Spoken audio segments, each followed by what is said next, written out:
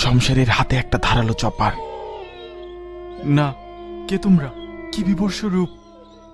সব বলবো, আগে তোর গলা কেটে শরীরের সব রক্ত খেয়ে নি, তারপর যখন তোর শরীর ছিঁড়ে নরম তুলতুলে মাংসগুলো আমি আর গোমতী ছিঁড়ে ছিঁড়ে খাবো, তখন তোর নয়, তোর শরীরের সঙ্গে গল্প করব।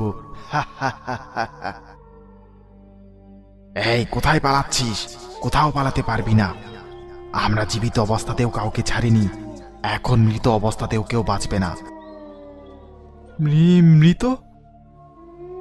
হ্যাঁ, এই জঙ্গলের মধ্যেই আমরা বড় হয়ে উঠেছিলাম, তাই আদব কায়দা ছিল একেবারে জন্তুর মতোই। কাঁচা মাংস খেতে আমরা বড় ভালোবাসতাম, সব থেকে প্রিয় মানুষের মাংস। গায়ের সব লোক জানতে পেরে আমাদের দুই ভাই বোনকে পুড়িয়ে মেরে ফেলে, কিন্তু আমরা মরে যাওয়ার পরও মানুষ